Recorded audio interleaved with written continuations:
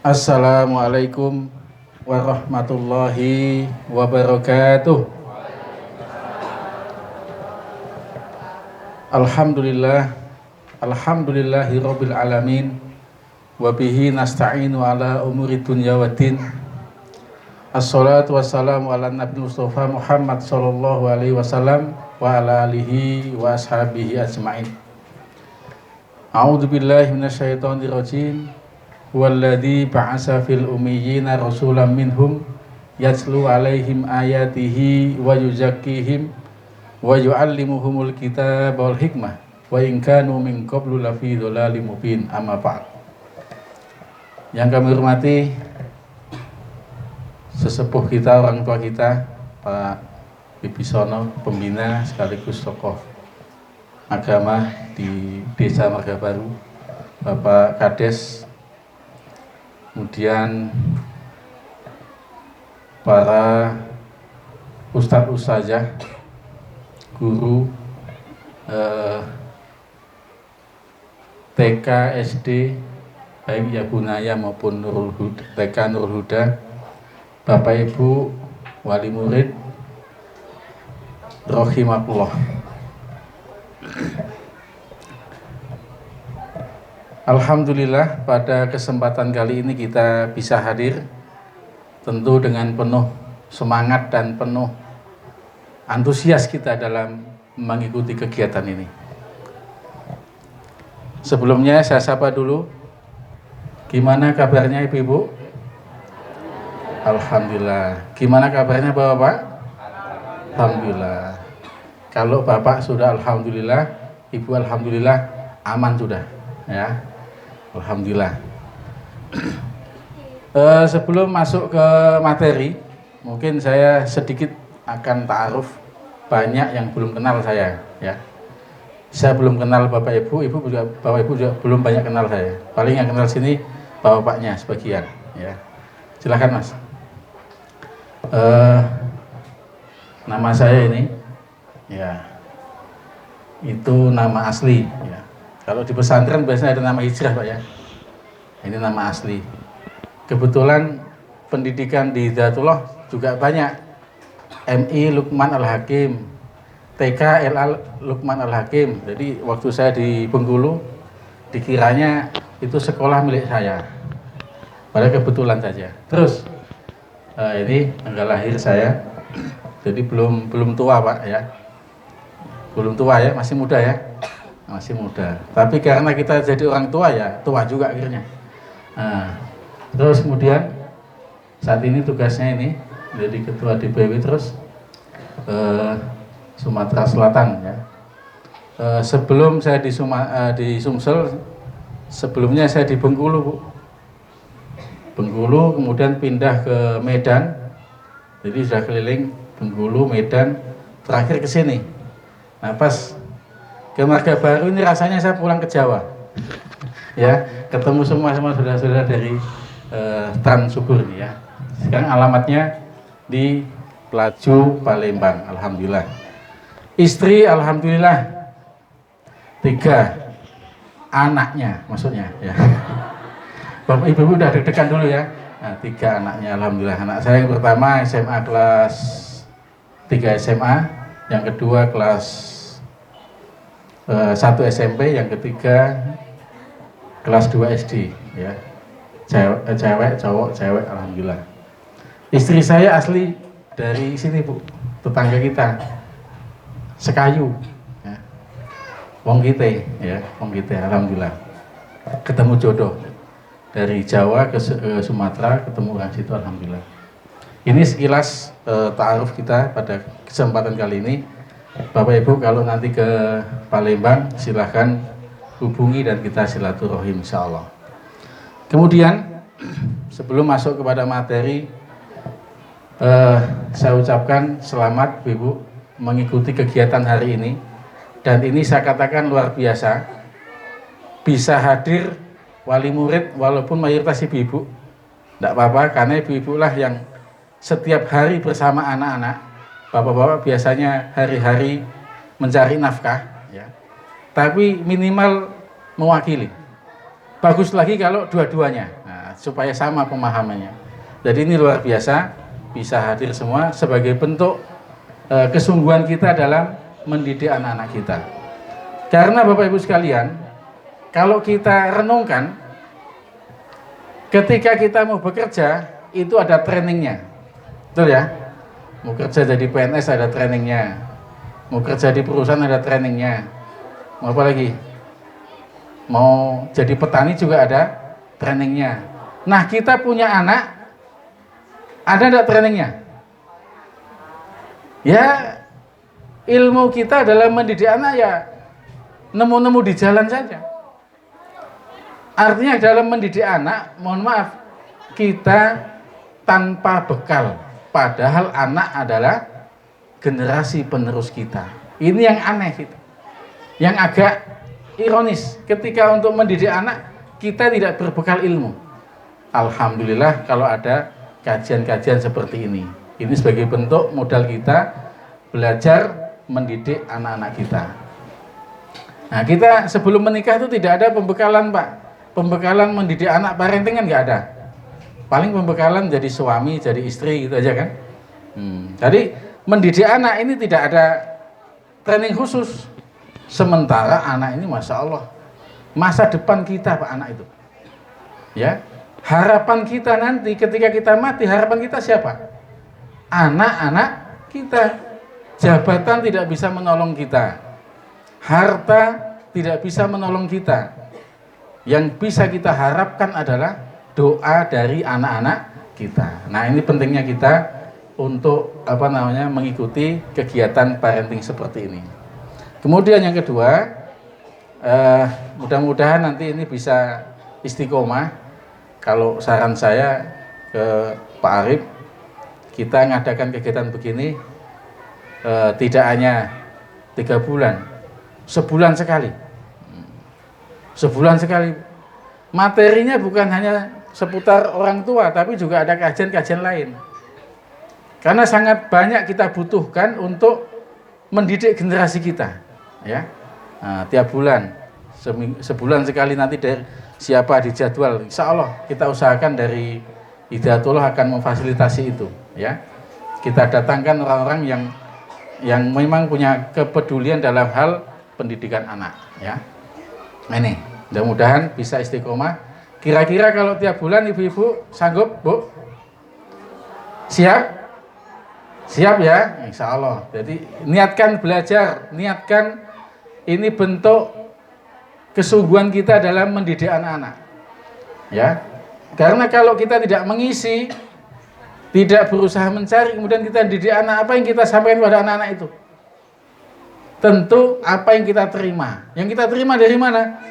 Mohon maaf, kadang ibu-ibu hari ini lebih banyak menonton media sosial, ya.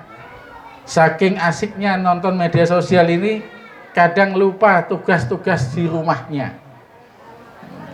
Kadang ibu-ibu ini unik juga, memang tidak ke pasar, tidak ke mall, tapi di HP-nya pasar semua, ya. Yang ini baju bagus-bagus, ini tasnya bagus-bagus, ada COD lagi, ya. Saya nggak tahu COD itu, ya. Nah, ini saya tahu, Bu. Kenapa? Istri saya juga kadang begitu juga, ya. Nah, itu kalau sudah kirain ngapain, ya kan? Oh, belanja. Rupanya memang tabiat ibu-ibu itu hobi belanja. Di rumah sekalipun nggak kemana-mana, ternyata juga belanja juga, ya. Belanja juga, Masya Allah, ya. Mudah-mudahan kita tetap ingat dengan tugas-tugas pokok kita sebagai orang tua, sebagai ibu atau bapak. Oke, kita lanjutkan untuk pembahasan kita pada hari ini. Insya Allah tidak lama, kita sampai jam 11 lewat dikit lah, ya. Kurang lebih 1 jam. Intinya ada hal yang perlu kita ketahui, ya. Memahami konsep pendidikan tauhid sebagai solusi mendidik anak sesuai dengan tantangan zamannya. Jadi yang kita tanamkan kepada anak-anak kita itu sebelum yang lain itu adalah masalah-masalah ketauhidan, masalah keimanan, ya. Kita sudah menanamkan kepada anak-anak kita tentang bagaimana kita memahami perintah Allah. Nah, ya, sebelum yang lain. Ini adalah dasar, ya. Ini adalah sesuatu yang fundamental, yang harus. Kalau nanti ini dipahami oleh anak-anak kita, nanti dia dewasa mau kemana saja, mau melakukan apa saja, sudah ada basic yang benar. Tidak mudah terombang-ambing ke dalam jalan-jalan yang menyesatkan, ya. Langsung. Kemudian ada kata-kata dari Ali bin Abi Thalib, ajarkanlah anak-anakmu bukan dalam keadaan yang serupa denganmu. Didiklah dan persiapkanlah anak-anakmu untuk suatu zaman yang bukan zamanmu. Mereka akan hidup pada suatu zaman yang bukan zamanmu. Ya. Jadi kita didik anak kita ini bukan untuk hari ini, Bu, tapi untuk masa yang akan datang.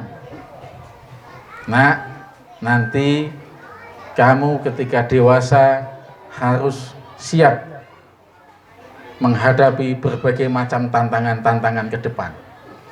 Kita dulu, Bapak Ibu sekalian, zaman kita masih anak-anak dulu kan tidak mengenal medsos. Ya.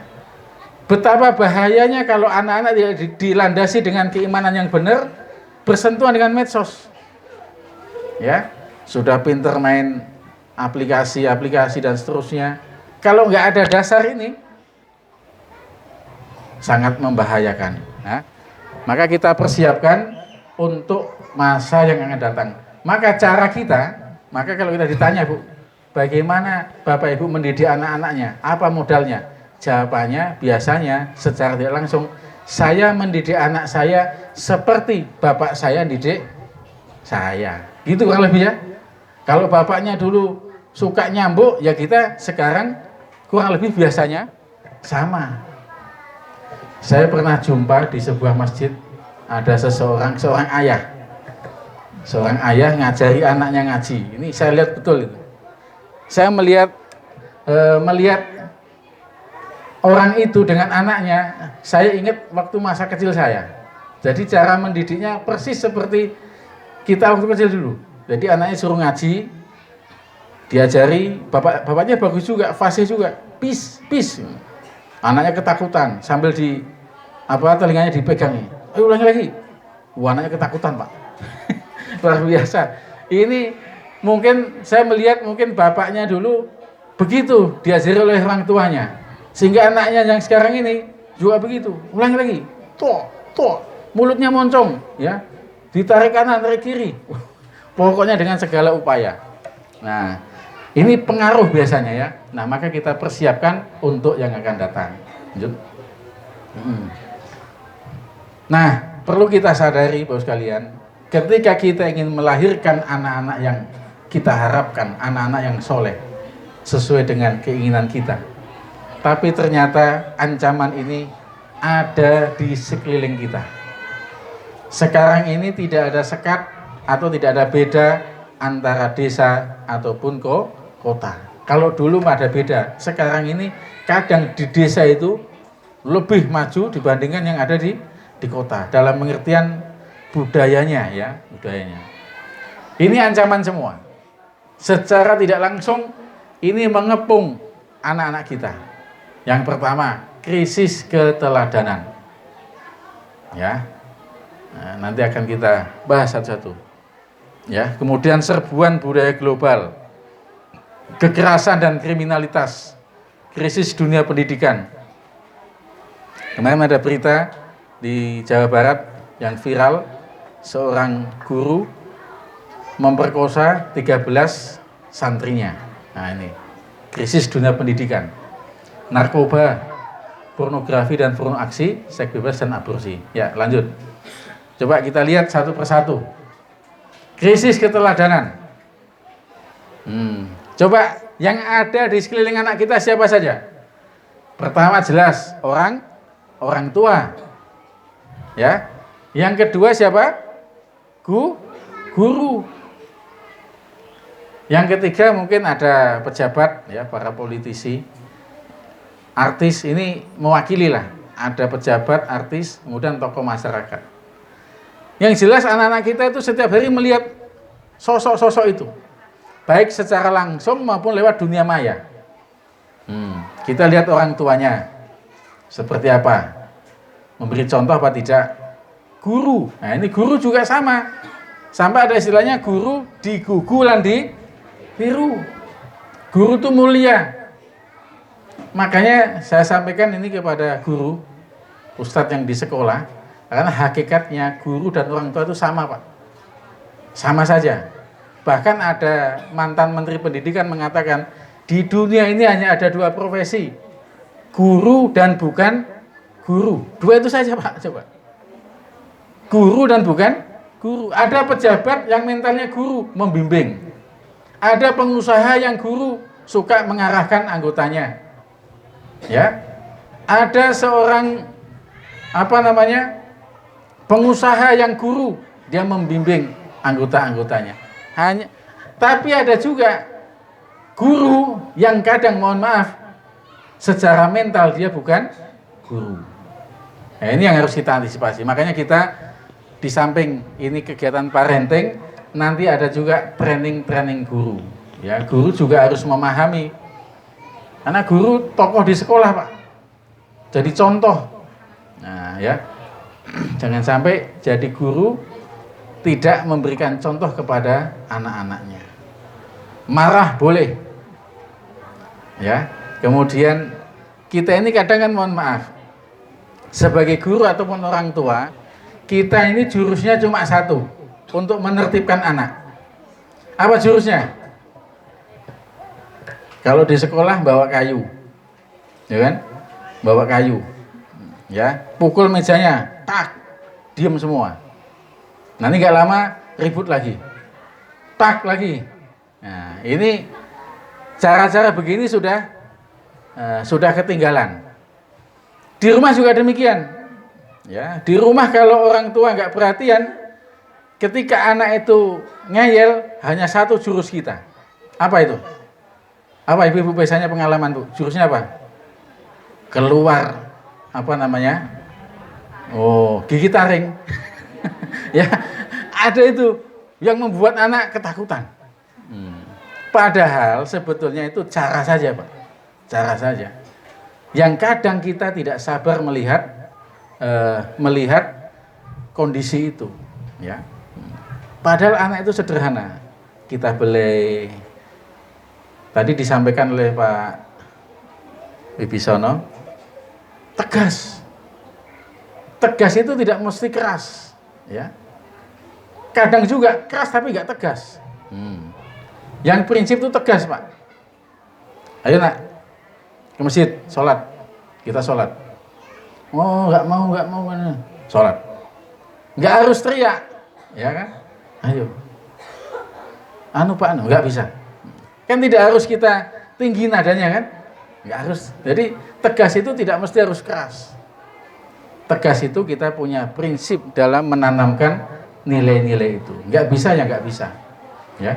Nggak mau dirayu kayak apa nggak bisa, ya. Mau dirayu kayak apa. Nah, orang tua, guru ini sangat vital peranannya. Ya, harus menjadi teladan. Ya. Jadi teladan. Maka Bapak Ibu kalau di rumah, di depan anak, usahakan sebaik mungkin supaya anak-anak juga meniru kita. Tapi kadang ya susah juga. Makanya perhatikan, Bu, kata-kata anak itu biasanya tidak jauh dari apa yang dia dengar di dalam rumahnya. Kalau ini tandanya gampang saja. Kalau ada anak di sekolah suka teriak, ya. Ini di rumah ada masternya ini. Ya, ada biasanya. Jadi contoh, termasuk saya pernah punya pengalaman murid SD kelas 3, badannya gede gitu. Situ saya perhatikan kalau di kelas itu, saya dulu pernah jadi kepala SD, Bu. Ya, itu kalau sama temannya marah itu begini, ada meja, wah sekuat-kuatnya, badannya gede kan, ngeri juga ini, kawannya takut semua. Nah, pas ada waktu kesempatan, saya panggil, Mas, kamu dikit-dikit kok mukul meja, kenapa? Apa di rumahmu ada yang ngasih contoh begitu? Atau yang kamu lihat di mana? Dia bilang, ya ayah di rumah kalau marah mukul meja. Ada contohnya, Bu. Ya, ada contohnya. Nah, makanya keteladanan penting, termasuk di sekolah. Ya. Di sekolah juga seorang guru memberikan contoh tutur kata yang baik. Semua anak diperlakukan istimewa. Jangan sampai keluar kata-kata yang kalaupun marah, marah yang terkendali. Jangan sampai kita menggunakan kata-kata yang tidak terkendali. Hei, diam. Enggak diam-diam. Hei, anak setan tuh. Ya anak manusia dibilang anak setan. Itu akan dikenang oleh anak itu, Pak. Memori itu akan dikenang. Nanti dia akan bilang lagi kepada kawannya, hei anak setan. Oh, berarti kita sama-sama anak setan. Nah ini, dari kata-kata pun harus disusun, ya. Nah kalau kita belum terbiasa, ya pelan-pelan ya, guru dan seterusnya. Ya, saya kan pernah pengalaman awalnya dari kepala SMA pindah ke SD, Bu. Itu juga luar biasa menyesuaikan itu ya. Kalau SMA kan anak dewasa, ini tiba-tiba mendapat tugas di SD. Anak soleh, diam, duduk yang rapi, mulut dikunci, jekrek. Baru diam semua. Nah, baru kita sebentar balik ke sini, ribut lagi. Anak soleh. Jadi setiap waktu 1 jam pelajaran habis untuk mengondisikan anak-anaknya. Materinya nggak ada. Jadi pulang ke rumah, ditanya sama orang tuanya, apa nak pelajarannya? Mulutnya dikunci. Nah ini, jadi inilah pentingnya guru punya kreativitas. Makanya saya sangat mendukung nanti juga ada training guru, itu penting. Nah ini kan perkembangan pesat, Bu. Kalau guru tidak mengupgrade, ya, tidak meningkatkan kreativitasnya, kita ketinggalan sama anak-anak. Anak-anak hari ini cukup cerdas. Saya kemarin kaget, anak saya pulang kelas 2 SD, pulang ke rumah, bilang sama uminya, Mi, katanya surga di bawah telapak kaki ibu ya? Iya nak, berarti kalau di bawah kaki ayah itu neraka, katanya. Bilang gitu, kaget saya. Kok ke situ mikirnya itu? Kita aja nggak mikir itu, ya ke situ. Ya, nah, baru kita ajak dialog, ajak diskusi. Jadi keteladanan ini luar biasa pengaruhnya ya. Ya, termasuk artis, makanya disinggung TikTok itu kan. Memang itu sengaja membuat anak-anak saat ini. Kalau dulu kita lihat anak gadis goyang-goyang atau goyang-goyang di pinggir jalan itu kita sebut orang gila, Pak ya. Sekarang banyak, ya, nggak tuh di pinggir jalan joget-joget, ya, dan dia senang kemudian di-upload dan seterusnya. Itu kenapa seperti itu? Karena ada contohnya, ya. Maka tempat kita ini, sekolah-sekolah Islam begini, ada tempat yang pas, yang tepat untuk mengembang tumbuhkan karakter pada anak-anak kita. Alhamdulillah kalau anak-anak kita, Ibu sekalian, waktunya habis di sekolah, di masjid. Alhamdulillah. Saya bilang sama anak saya sejak usia SD,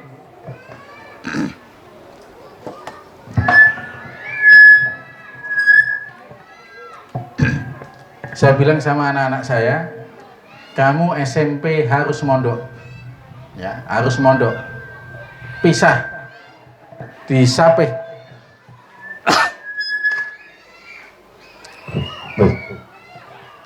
harus sudah mandiri di tempat belajarnya, ya, harus disapih.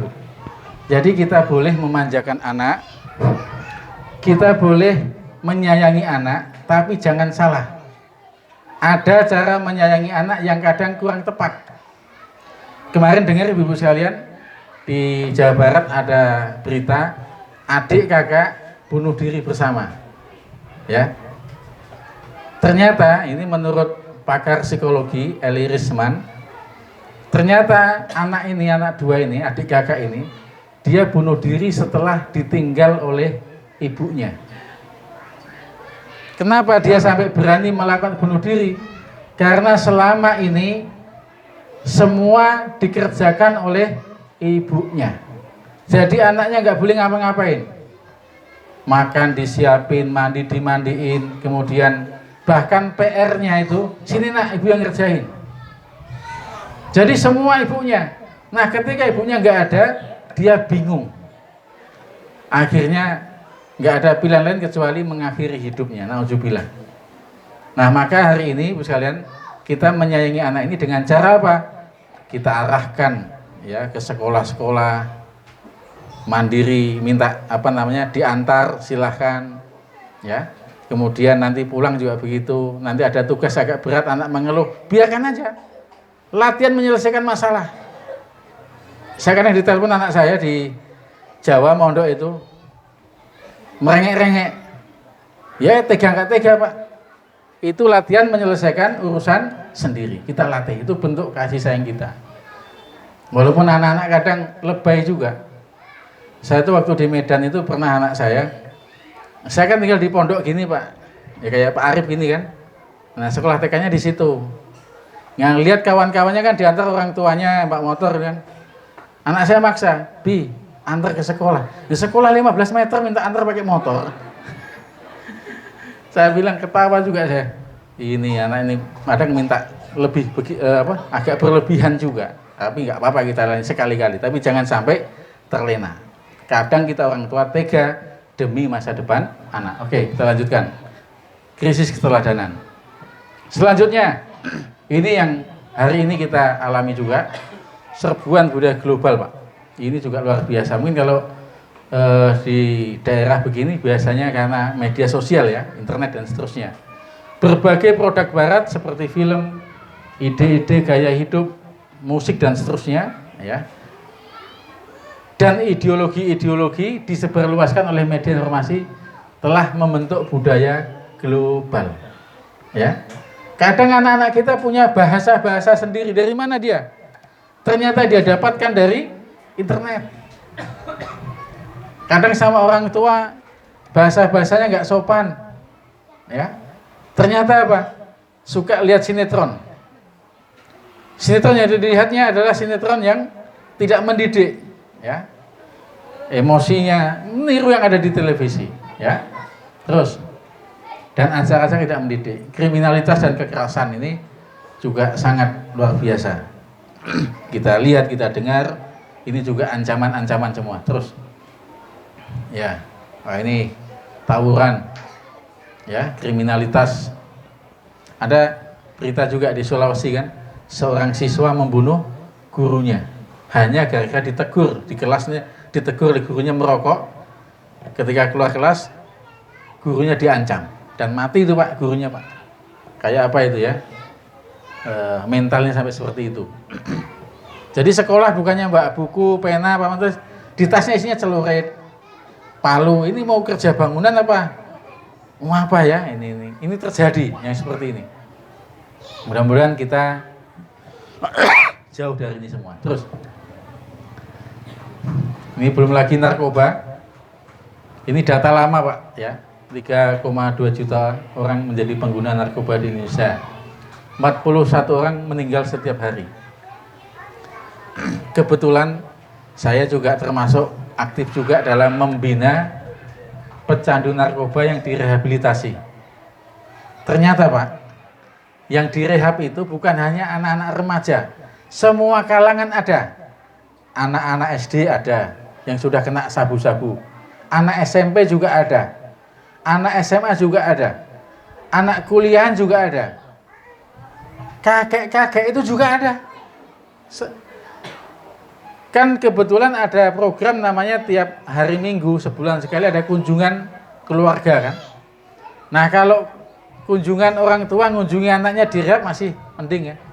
Ini ada kakek-kakek yang dikunjungi sama anak dan cucunya yang sedang direhab. Kakek itu sudah kecanduan sabu-sabu. Ini bahaya sekali. Mudah-mudahan jangan sampai kita kenal dengan yang namanya narkoba. Lihat saja jangan sampai. Ya, kalau di kota besar, ya kayak di Palembang itu masya Allah peredarannya cukup kencang. Ya, terus. Nah, ini di dunia pendidikan seperti ini. Krisis dunia pendidikan. Sekolah tapi tidak terdidik. Ini lulusan langsung coret-coret baju. Terus bertindak brutal di jalan. merayakan kelulusannya. Nah, saya alhamdulillah selama sekolah dulu nggak pernah ikut begini. Bajunya kalau selesai untuk adik-adik kita, ya. Ini sekolah tapi tidak terdidik. Kemudian terus, nah ini juga sama, moralitas tidak menjadi standar kelulusan. Kadang mohon maaf nilai agamanya tinggi, tetapi sadar untuk menjalankan sholat masih jauh. Kan nggak seimbang, nggak sama, Bu, ya. Maka pendidikan yang ideal itu adalah semakin dia mendapatkan katakanlah wawasan ilmu, maka semakin berimbang dengan sikap dalam kehidupannya. Ya, Imam Syafi'i mengatakan, man jazdad ilman walam jazdad hudan illa bu'dan. Siapa bertambah ilmunya tidak bertambah hidayahnya, maka dia semakin jauh dari Allah. Makanya ibu-ibu kalau rajin ngaji, rajin majelis taklim, bagus. Kalau di rumah masih suaminya masih ngata-ngatain kita belum bagus, nggak apa-apa. Kadang suaminya bilang, bu, percuma ngaji, udah ngaji tiap minggu majelis taklim, tapi di rumah masih suka ngomel, ya, masih suka nggak terkontrol, percuma ngaji. Nah, kalau dibilang begitu, ibu bilang, yang ngaji aja begini, apalagi nggak ngaji. Ya, ini pentingnya, ya.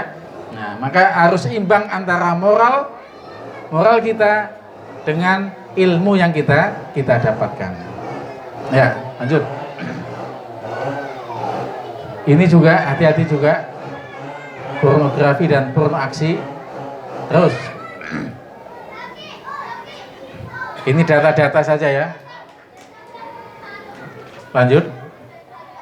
Ini survei memang luar biasa, ya, masalah pornografi. Kalau dulu pornografi kan lewat buku, Pak, ya, dijual di terminal, jualnya sembunyi-sembunyi, ya kan? Itu pun gambarnya kertas buram. Hari ini sudah nggak berlaku itu, ya, nggak berlaku itu gambar-gambar yang kayak dulu. Makanya ada guyonan santri itu di pesantren bagus, pas pulang ke rumah digodain sama kawannya, ditunjukin gambar yang nggak bagus, karena dia santri. Ditunjukin pertama, dibuka, Masya Allah, Masya Allah, Masya Allah. Pas terakhir, masa sudah habis. Gitu. Pelan-pelan terpengaruh, Bu. Ya, kalau nggak hati-hati, yang awalnya sudah bagus, ternyata karena lingkungan tadi, dia terpengaruh oleh teman-temannya. Makanya harus kuat dalam membekali anak-anak kita. Yayasan kita dan Buah Hati Ali Risman mengatakan 67% dari 2.818 siswa SD kelas 4 sampai kelas 6 di Jabodetabek sudah pernah mengakses pornografi. 67%, Pak. Ya. Cukup mencengangkan. Ini kalau kita nggak hati-hati, apalagi di sini ada internet lancar, Masya Allah. Harus dikontrol, Pak. Kita punya anak megang HP, HP-nya harus dicek. Apa yang sering dibuka, ya? Apa yang sering dibuka. Terus ini juga sama. Ini dulu masih zaman SMS. Jadi ada seorang anak, ini ditemukan ini, Bu. Ada seorang anak megang HP yang jadul, yang dulu. Itu ada SMS dari kawannya seperti ini. Ini tahu enggak bacanya, Bu? Kelihatan dari belakang? Nggak kelihatan, ya? Kan kayak huruf simbol-simbol ini. Ternyata ini bahasa sandi. Bahasa yang disamarkan yang tahu hanya dia. Hanya anak itu. Ini masih usia SMP. Ternyata setelah diteliti ada bahasanya. Lanjut. Ini ternyata tulisannya. Artinya ini. Ya. Diterjemahkan ini. Ini bahasa simbol. Ternyata ini bacaannya. Mailupi. Teng ya udah mau nyoba. Bener kan sakitnya cuma sebentar. Besok Bu ke rumahmu kita coba lagi ya. Ku beliin pengamannya. Masya Allah. Ini anak-anak, Bu. Usia SMP. Ya, ternyata dia sudah mengenal yang seharusnya belum pantas bagi anak seperti itu. Terus kemudian ini juga hati-hati, terus seks bebas. Nah, ini sudah, mudah-mudahan kita terhindar dari ini semua. Lanjut.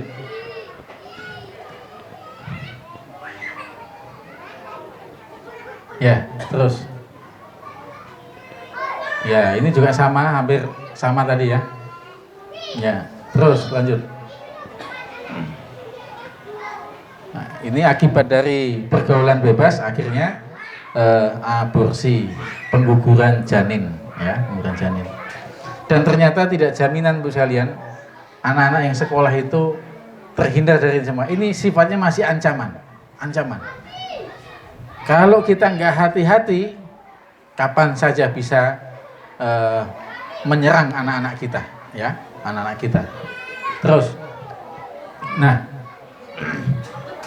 kalau di negara-negara Barat aborsi sudah dilegalkan, boleh Pak. Kalau di Indonesia nggak bisa ya, kecuali alasan khusus ya. Terus, ini nggak usah dilanjutkan ya. Terus, nah, nggak usah ini proses aborsi. Sudah, cukup. Nah, ini Bapak sekalian, pembahasan kita pada hari ini. Dalam Al-Quran Allah katakan, wal yakshal ladina law taraku min khalfihim dzurriyyatan di'afan. Dan hendaklah takut kepada Allah orang-orang yang seandainya meninggalkan di belakang mereka anak-anak yang lemah, yang mereka khawatir terhadap kesejahteraan mereka. Oleh sebab itu, hendaklah mereka bertakwa kepada Allah dan hendaklah mereka mengucapkan perkataan yang benar. Nah, kita harus khawatir kalau anak-anak kita tidak menjadi orang-orang yang baik. Sehingga apa? Hari ini kita berusaha supaya anak-anak kita tidak menjadi anak-anak yang lemah. Lemah apanya? Lemah ibadahnya, lemah ilmunya, lemah amalnya, yang lemah-lemah lainnya. Ya, ini firman Allah surat An-Nisa ayat 9. Kita harus khawatir, wal yakshal ladina law taraku. Terus lanjut. Kemudian ini ada sebuah inspirasi dalam surat Ibrahim. Ibu-ibu, kalau kita di rumah, ketika kita bercengkrama dengan anak-anak kita, yang sering kita tanyakan apa biasanya? Sehari ini ngapain? Belajarnya apa saja, kan gitu kan? Nah, pada kesempatan itulah kita menyampaikan nilai-nilai prinsip dasar dalam kehidupan. Ini doa Nabi Ibrahim. Ya, doa Nabi Ibrahim untuk anak-anaknya. Wa id qala Ibrahim rabbi ij'al hadzal balada amina wajnubni wa baniya an na'budal asnam. Jadi Ibrahim berdoa, ya Allah, jauhkan aku dan anak-anakku dari menyembah berhala. Ya. Jauhkan aku, Ibrahim dulu, baru anak-anaknya, ya. Wa baniya. Makanya sebelum kita nyuruh anak, Bu, kita dulu harus memberikan contoh. Wajnubni, jauhkan aku ya Allah, wa baniya, dan anak keturunanku, anak budal asnam, dari menyembah berhala. Kalau dulu berhalanya berhalanya berupa patung dari batu yang dibentuk. Hari ini berhalanya macam-macam. Apa itu berhala? Berhala adalah sesuatu yang disembah-sembah, yang disanjung-sanjung, yang selalu dinomorsatukan, itulah berhala. Ya. Jadi berhala adalah sesembahan yang dibangga-banggakan. Jadi hari ini berhala itu bisa berupa apa? Mungkin musik, bisa. Ya, di rumah ketika dengerin musiknya musik koplo. Kalau musiknya koplo, yang dengerin apa? Ya, koplo juga kan? Nah, ada panggilan azan. Kira-kira orang ini kalau dia tidak mendahulukan azan, panggilan azan masih tetap dengan musiknya, mana yang jadi sesembahan orang ini? atau main gitar. Lagi asik ada suara azan, dia masih asik gitarnya. Kira-kira sesembahannya siapa? Gitarnya apa? Allah. Maka kalau merujuk kepada ayat ini, gitar bisa menjadi berhala. Termasuk Bapak sekalian, hati-hati, istri juga bisa jadi berhala. Bu, saya mau ke masjid dulu, waktunya sholat. Ibunya bilang, jangan dulu, masih banyak cucian piring, masih banyak cucian baju. Oh ya Bu, ya langsung dia ke belakang, ya. Dia lebih mentaati siapa? Istrinya dibandingkan panggilan Allah. Maka ibu hati-hati kalau suami itu sudah mentaati Allah dan itu memang sudah pada waktunya, jangan sampai digeser-geser. Nah, kita jadi Tuhan-Tuhan baru, menjadi berhala-berhala baru. Termasuk HP bisa jadi berhala. Karena HP kita lalai. Ya, kira-kira TV. Oh, TV juga bahaya juga. Ini yang suka sinetron biasanya ibu-ibu kan. Nah, apa judulnya Bu sinetronnya? Silakan. Yang paling disukai. Pas lagi seru-serunya ada nisa. Mikirlah dia. Ah, sholat dulu apa? Belum iklan, nunggu iklan lah katanya. Ya, nunggu iklan dulu.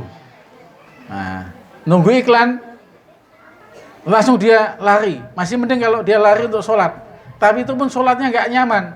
Allahu Akbar. Masih ada iklannya ya.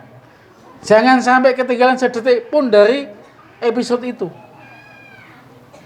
Tapi jangan sampai nggak mau ketinggalan sinetronnya, dia sholat di depan TV. Allahu Akbar. Oh, wah seru ini. Gimana bacaannya? Ya. Nah, jadi benar-benar banyak berhala di sekeliling kita kalau nggak hati-hati. Makanya ketika ada panggilan hayya 'alas shalah, tinggalkan semua. Kita menomorsatukan Allah. Ya.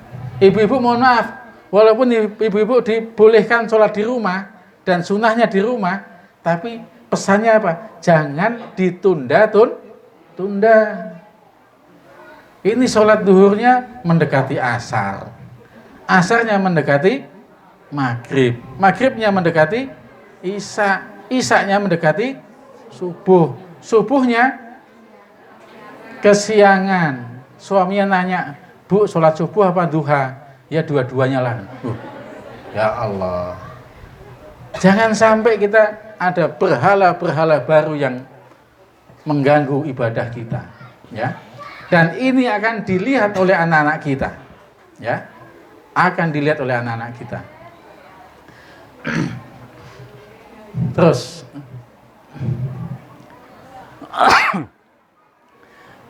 ya Tuhanku, jadikanlah negeri ini Mekah, ya, pada saat itu negeri yang aman. Jauhkan aku beserta anak cucuku dari menyembah berhala. Ya Tuhanku, sesungguhnya berhala, ya, sesungguhnya berhala itu telah menyesatkan kebanyakan daripada manusia. Maka barang siapa mengikutiku, maka sesungguhnya orang itu termasuk golonganku. Dan barang siapa yang mendurhakai aku, maka sesungguhnya engkau maha pengampun lagi maha penyayang. Ini, ya, ini harus menjadi jiwa raga orang tua maupun guru, ya, menomorsatukan Allah. Ini tauhid, ya, tauhid, menomorsatukan Allah. Jadi sesibuk apapun kita penuhi dulu panggilan Allah. Apalagi sholat subuh, Bu. Jelas itu subuh itu. Subuh itu sholat azannya itu khusus. As-sholatu khairum minan naum. Ya. Ada yang azannya dipanjangkan. As-sholatu khairum minan naum. Tidurnya panjang. Ya. Tambah nyenyak, ya. Sholat lebih baik daripada tidur. Itu sudah jelas. Antara sholat dan tidur lebih baik sholat. Tapi berapa orang yang mampu untuk memenuhi panggilan sholat itu? Ya, makanya ibu-ibu punya tugas di rumah, bapaknya didorong, Pak ke masjid Pak. Ya, kalau nggak bangun ditarik. Ya, gimana caranya? Karena itu imam kita. Ya, kalau belum berubah ya terus berusaha. Bapak-bapak juga begitu. Ibunya nggak bangun, bangunkan. Ya. Kalau susah membangunkan, dikasih apalah supaya dia bangun. Sholat bisa tepat waktu, ya. Nah, ini karena ini menjadi modal utama dalam mendidik anak-anak kita. Terus lanjut. Terus. Nah, model pendidikan tauhid adalah sentralnya adalah Allah Subhanahu wa taala. Minallah, kita dari Allah, ya. Lillah, karena Allah. Ma'allah, bersama Allah. Billah, ya, dengan nama Allah. Ilallah, kita menuju Allah. Inilah konsep mendidik anak-anak kita, ya. Lanjut. Mungkin nanti kalau tidak sampai selesai pembahasannya, ya sedapat-dapatnya ya, karena waktu kita dan cuaca, ya. Yang di belakang semakin panas, Bu, ya? Enggak? Panas enggak? Nah, enggak apa-apa. Insya Allah keringatnya menjadi saksi di hadapan Allah, ya. Walaupun bau, keringatnya tetap menjadi saksi di hadapan Allah bahwa kita dalam rangka mencari ilmu. Yang pertama, minallah. Allah sebagai pencipta manusia adalah sumber ilmu dan kebenaran. Dialah pendidik manusia yang sesungguhnya, ya. Jadi kita ini diciptakan oleh Allah dari bahan yang seluruh manusia ini sama, ya. Yang hari ini bentuknya bermacam-macam ini asal muasalnya bahan dasarnya sama, ya. Sehingga manusia itu yang mendidik siapa? Walaupun orang tua, guru mendidik, tapi hakikatnya secara otomatis Allah pun juga mendidik manusia, ya. Siapa yang ngajari manusia itu bicara. Orang tua hanya menjadi asbab, tapi yang hakikat adalah itu adalah kekuasaan Allah. Anak bisa bicara, bisa melangkah, bisa bergerak dan seterusnya. Karena kita ciptaan Allah. Karena kita ciptaan Allah, Bu, kita tidak bisa memesan. Kita itu dari sononya begini. Dan kita lahir ini, Bu, kira-kira itu maunya kita atau maunya Allah? Maunya Allah. Dan kita bersyukur dijadikan sebagai manusia, ya. Kita tidak bisa pesan, ya Allah, lahirkan aku dalam kondisi hidung mancung, kulit putih, rambut lurus, tinggi badan standar. Enggak ada, Bu. Kita lahir procot ya dari sononya begini. Saya lahir procot ya begini modelnya. Dengan anggota badan yang seperti ini adalah kekuasaan Allah. Enggak bisa kita rekayasa. Makanya kita sebagai manusia ini punya kewajiban merawat, Bu. Enggak usah dirubah-rubah, enggak usah. Kita ini punya kewajiban merawat. Jangan dirubah. Ada kurang mancung, dibuat mancung, Pak. Enggak usah. Akhirnya apa? Disuntik silikon, mancung. Ternyata enggak lama kemudian zatnya hilang. Jadinya bengkok begini. Ya? Nah, enggak usah. Supaya penampilannya oke. Apalagi ibu-ibu banyak sekali, Bu, ya. Pernik-perniknya. Ada alis dilukis, ada bulu mata tempelan, ada gigi dikasih pagar, ya. Ada lagi ini untuk wajah saja sudah luar biasa, ya. Nah, kita bersyukur pada Allah hari ini kita diciptakan seperti ini. Minallah. Termasuk anak-anak kita, Bu. Anak-anak kita hadir, kita harus punya sikap kesyukuran. Alhamdulillah, apapun kondisinya, itu adalah pemberian Allah, ya. Jangan dicela, jangan tidak disyukuri, karena ketika kita tidak mensyukuri anak kita, anak pun juga merasa aku ini gak ada artinya di mata ayah dan ibu, sehingga dia muncul rasa minder, rasa tidak percaya diri dan seterusnya. Ya, lanjut. Ya, minallah. Bacalah dengan menyebut nama Tuhanmu. Iqra bismi rabbikal ladzi khalaq. Ini dia telah menciptakan manusia dari segumpal darah, ya, min alaq. Kita semua diciptakan dari segumpal darah, dari tetesan sperma, ya. Dan Tuhanmu lah yang maha pemurah, mengajar manusia dengan perantara kalam. Allamal insana ma lam ya'lam. Jadi Allah itu punya sifat allamal insan, mengajarkan manusia. Ya. Mengajar manusia yang sebelumnya tidak tahu menjadi tahu. Ini adalah Allah yang ngajar. Ya. Jadi hakikat ilmu itu dari Allah. Allamal insana ma lam ya'lam. Allah lah yang mengajar manusia dari apa-apa yang dia tidak diketahuinya. Terus Allah menciptakan dalam keadaan terbaik. Setiap anak lahir dalam keadaan fitrah. Tauhid inilah sumber segala kebaikan, kebenaran, dan keindahan. Nah ini, makanya Ibu-ibu sekalian, fitrah kita ya sebagai orang tua, kalau lihat anak kita gimana Bu rasanya Bu? Kita pasti akan gemes, kita akan rasanya apa ya, senang dengan anak-anak kita ini. Apalagi kalau usia-usianya masih usia-usia ya anak usia dari 0 tahun sampai 6-7 tahun. Pengen dipeluk, pengen dicium, gemes. Ya. Bahkan saking gemesnya kadang kita juga aneh-aneh, ya. Ini anak siapa? Ini anak siapa? Padahal anaknya sendiri, ya. Anakku yang ganteng dewe. Kalau dia dewe ganteng, kalau ada kawannya hilang gantengnya. Ya. Artinya itu sudah fitrah manusia, ya. Tauhid, setiap anak lahir dalam keadaan fitrah. Anak itu baik, Bapak sekalian.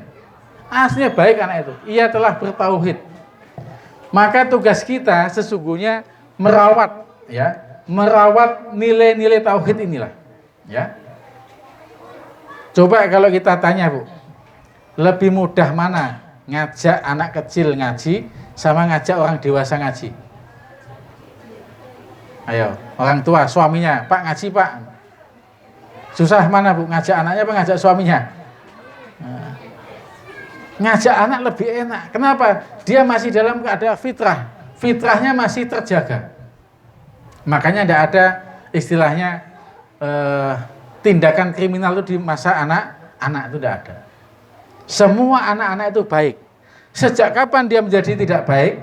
Sejak kapan dia menjadi orang yang jahat? Sejak dia akil balik atau menjelang akil balik, setelah dia interaksi dengan dunia luar. Ya. Makanya nggak ada Bu, anak-anak itu yang jahat itu nggak ada sesungguhnya. Kita harus punya frame anak-anak ini baik. Kalau dia nggak baik, perlu kita cari apa penyebabnya ini. Ya, anak-anak itu baik. Dia suka meniru, dia suka mencontoh apa yang dia lihat, apa yang dia dengar. Inilah fitrah manusia. Ada kan anak-anak kita yang suka gini, bapaknya ke masjid, anak yang ngindil terus itu. Dilarang pun kepengen juga ke masjid. Karena itu fitrahnya masih begitu. Tadi diceritakan oleh Pak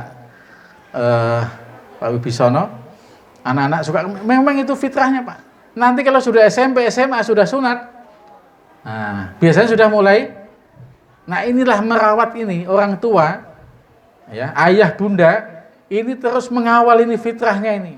Ketika SMP, nah kalau kau main, pulang jam sekian. Bergaul hati-hati, jangan sembarang orang. Apalagi anak gadis, Masya Allah. Anak gadis Bu, hati-hati. Ya, anak gadis kalau nggak hati-hati, ya pulang malam. Saya itu pernah pulang malam dari Curup menuju Bengkulu di tengah hutan, yang gunung itu, jam 12 malam. Saya bawa mobil, di tengah jalan itu ada ini Bu, ada anak gadis sedang deprok di jalan sambil kakinya nendang-nendang. Saya kira hantu itu. Ternyata anak gadis. Ada apa ini? Nggak jauh dari situ, di depannya ada motor sama anak bujang. Rupanya sedang ribut sama pacarnya. Tengah malam di hutan. Coba. Saya mikir, ini orang tuanya apa nggak nyari ya? Ya? Apa orang tuanya nggak khawatir terhadap anak-anak ini, anak gadisnya ini khususnya. Nah, ya. Jadi ini fitrah ini harus kita jaga, kita rawat, jangan sampai rusak. Ya, kalau sudah rusak, maka tergadaikan nilai tauhidnya dan akhirnya menjadi ahli maksiat. Naudzubillah. Maka kalau lihat foto anak-anak itu, Masya Allah, lucu, seneng. Ya. Coba bapak-bapak, ibu-ibu punya nggak foto waktu kecil kayak begini? Bapak-bapak coba tanya ibu, Bu, fotomu waktu kecil mana, Bu? Ih, gemes. Sekarang, Pak, oh. Dulu masih imut-imut, kini sudah. Dulu pengen nyubit pipinya, sekarang pengen. Janganlah, tetap masih dilus-elus ya. Nah, itulah namanya fitrah. Makanya saya pernah dengar itu Ustaz Kiai Anwar Zaid itu, kalau anak kecil itu digendong, dicium-cium itu enak, walaupun belum mandi, walaupun masih bau, apalagi bangun tidur, anak itu dicium-cium itu enak. Kenapa? Belum ada dosa. Tapi kalau nyium ya, nyium mamanya, lihat dulu. Artinya itulah fitrah anak yang masih bersih, masih suci, ya. Fitrahnya bertauhid. Lanjut. Tugas mendidik adalah menjaga atau mengembalikan manusia pada keadaan fitrahnya. Ini Pak ya. Jadi kita ngajak anak itu sesungguhnya bukan mendidik Pak. Dalam artian begini, bukan membentuk anak. Anak itu sudah ada aslinya, fitrahnya itu benar, baik. Apalagi dalam kandungan sudah ada pernyataan kan, qalu alastu birabbikum qalu bala syahidna. Sudah ada persaksian. Anak itu benar-benar baik. Ya. Nah, kita itu menjaga itu mengarahkan. Ketika anak sudah enggak sesuai lagi, kita arahkan lagi ke situ nak, situ nak. Ya, walaupun kadang susah, kadang melawan, terus kita arahkan. Ya. Kita arahkan dengan berbagai macam cara untuk menjaga anak kita tetap pada fitrahnya, ya. Terus apalagi anak-anak kita tadi disebutkan penghafal Quran, masya Allah, itu luar biasa ya. Tidak semua orang bisa menghafal Al-Quran. Anak-anak kita sebetulnya cepat sekali menghafal. Saya masih ingat dulu pernah terkenal Kiai Cilik, mungkin yang usia-usia 90-an pernah dengar namanya Wisnu ya. Yang ceramah dia mirip dengan Zainuddin MZ. Mirip kata-katanya, intonasinya sama persis. Nah, saya sempat baca biografi orang tuanya itu. Anak ini baru usia 7 tahun tapi ceramahnya sudah luar biasa. Ternyata orang tuanya itu cerdas. Ketika orang tuanya nyetel wayang, ya, wayang itu dihafal persis seperti itu yang dia dengar sama anaknya, ya persis suara dalang itu. Ayahnya mikir, kalau saya kasih kaset dalang, nanti anak saya jadi dalang. Akhirnya saya ganti aja lah. Waktu itu yang paling populer ceramah Kiai Haji Zainuddin MZ, dikasih lah. Nah, jadi seperti duplikatnya. Jadi anak-anak itu cepat sekali menghafal. Bisa dibayangkan Bu, kalau di rumah yang didengar musik-musik koplo, ya, lagu-lagu cinta, apalagi itu yang didengar setiap saat, maka anak-anak pun juga mudah untuk menghafalkannya. Nah, untuk menjaga fitrah dibutuhkan lingkungan yang kondusif, ya. Lanjut. Seperti ketika Nabi Ibrahim menempatkan anak istrinya di dekat Baitullah. Kita bersyukur Bapak sekalian kalau di rumah kita dekat masjid, ya. Lingkungan kita juga kondusif dalam pendidikan anak. Saya di Medan Pak pernah viral, ada sebuah gang dikasih spanduk. Spanduknya gede. Tulisannya apa? Selamat datang di kampung maksiat. Ya. Gede tulisannya itu, ada gang itu, selamat datang di kampung maksiat. Setelah ditanya, siapa yang buat ini? Ternyata yang buat itu adalah ya orang kampung itu. Kenapa dibuat? Ternyata itu bentuk protes orang kampung yang kesal dengan warganya yang susah diatur. Jadi katanya di kampung itu peredaran sabu sangat pesat. Kemudian yang namanya maling-maling juga banyak. Terus kemudian bandar juga banyak, bandar narkoba, judi juga ada, sabung ayam ada. Semua jenis penyakit masyarakat ada semua di situ. Tapi setelah dilaporkan kepada aparat, Tidak ada tindakan. Ternyata spanduk itu sebagai bentuk protes. Di situ lingkungannya sudah tidak kondusif untuk anak-anak, tapi mau merubah susah. Luar biasa. Nah, kita alhamdulillah kalau di desa ini mudah-mudahan lah ya, masih ada masjid. Tadi masjid masih ramai Pak Pembina, masih ramai alhamdulillah. Dan tidak usah khawatir anak kita di masjid mungkin lari-lari tidak apa-apa. Tinggal kita arahkan. Kewalahan itu apa namanya ya? Pastilah itu ya. Tapi suatu saat Pak nanti kita akan rindu suasana itu. Ya. Dulu di sini ada anak-anak ngaji. Nanti kalau suatu saat nanti masjid nggak ada anak-anak lagi, ini tanda-tanda ya. Islam tinggal cerita. Ya. Baru ke masjid sekali sandalnya hilang, besok nggak mau lagi. Ya. Padahal bukan hilang Pak. Sedang jalan-jalan apa namanya? Dipakai orang, hilang sandalnya. Jadi ada ungkapan kalau sandal hilang di masjid itu hal biasa. Yang paling tidak enak, yang paling berat sesungguhnya ketika sandal kita tidak pernah ke masjid. Nah, kalau hilang sandal jepit berapalah nilainya? Itu pun bukan hilang. Niatkan saja, mungkin orang lagi butuh sandal kita. Ya. Ini. Nah, Nabi Ibrahim menempatkan anak istrinya di dekat Baitullah. Ya. Tempat yang sangat kondusif untuk mendidik anak-anak. Ya. Jauh dari diceritakan di Baitullah itu waktu itu lembah yang masih sepi. Tidak ada penduduknya. Ya. Belum banyak orang, tapi di situ ada setelah ditemukan air Zam-Zam menjadi ramai tempat itu. Yang sekarang kita lihat Ka'bah itu. Terus. Jadi tempatnya cukup kondusif. Seperti Musa alaihissalam yang diasuh oleh Asiyah, wanita solehah di istana Fir'aun.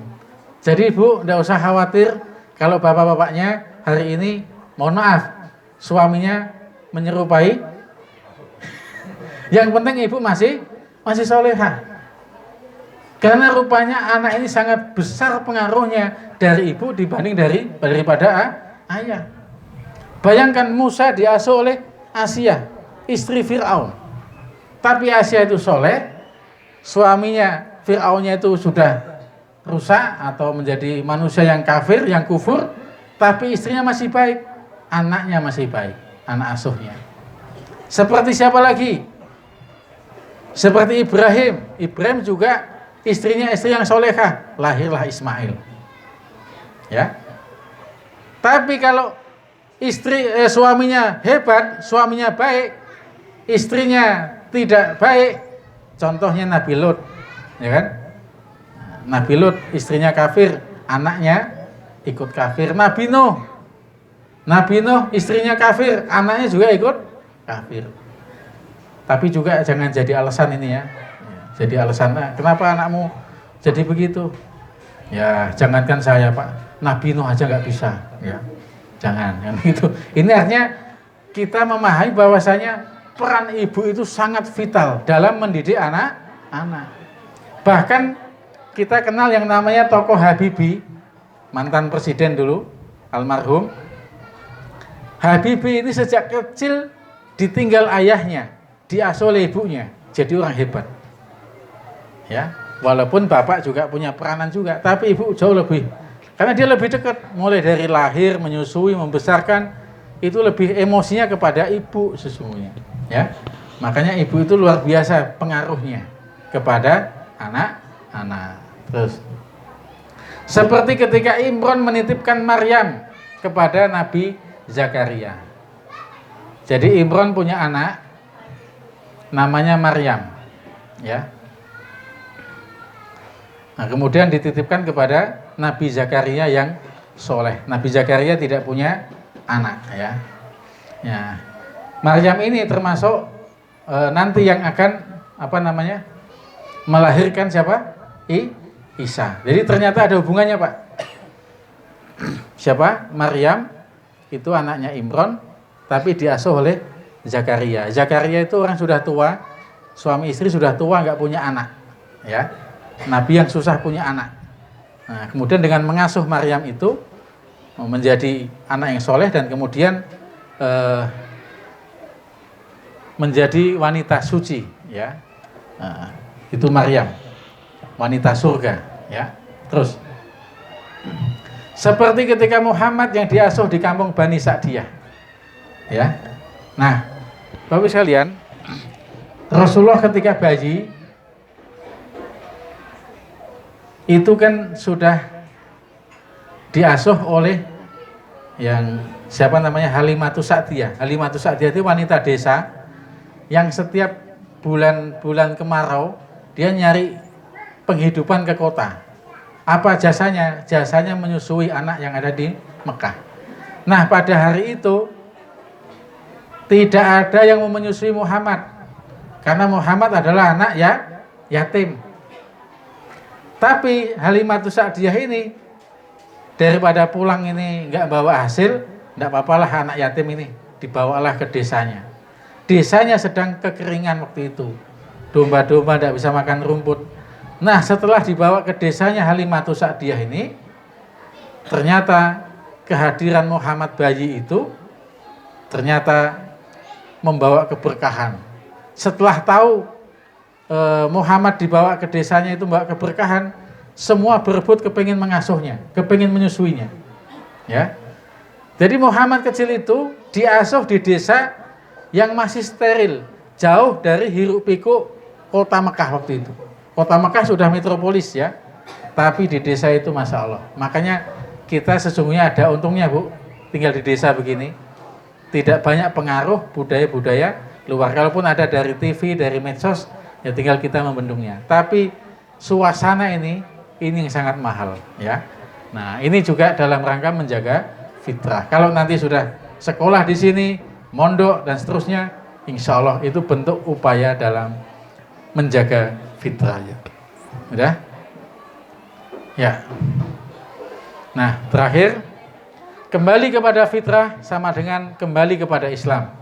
Kembali kepada Islam sama dengan kembali kepada Al-Quran dan Sunnah, ya. Alhamdulillah anak kita ngaji hari ini. Anak-anak kita hafal doa-doa. Anak kita tahu bacaan-bacaan sholat, ya. Sudah dibiasakan dengan Al-Quran dan Sunnah. Terus terakhir lagi. Nah, cukup itu dulu. Jadi itu yang pertama, minallah, dari Allah, yaitu berupa fitrah. Mudah-mudahan Bapak sekalian kita bisa lanjutkan pada sesi yang lain karena waktu telah membatasi kita. Dan sekali lagi satu poin yang harus kita garis bawahi, anak-anak adalah titipan Allah yang harus kita rawat, kita jaga, yang harus kita selalu kembangkan karakter kebaikannya. Dan anak-anak inilah yang nanti akan mendoakan kita ketika nanti kita telah tiada. Nggak ada anak ujian, punya anak pun juga ujian. Maka kita harus berhasil melewati ujian, mengantar anak-anak kita menjadi anak-anak yang nanti mengerti akan Islam, mengerti akan hakikat kehidupan ini, yang nanti akan mendoakan kita, ya. Sebuah kebanggaan bagi orang tua, ya. Mudah-mudahan Bapak sekalian kita diberikan kemudahan dalam melahirkan anak-anak yang demikian. Amin ya rabbal alamin. Demikian, kurang lebihnya mohon dimaafkan. Kalau misalnya ada yang mau didiskusikan ataupun apalah yang disampaikan, silahkan. Kami akan menjawab sesuai dengan apa yang kami tahu, yang kami bisa, kalau masih ada waktu. Saya kira demikian. Hadanallah wa iyyakum asma'in. Wabillahi taufiq wal hidayah. Wassalamualaikum warahmatullahi wabarakatuh.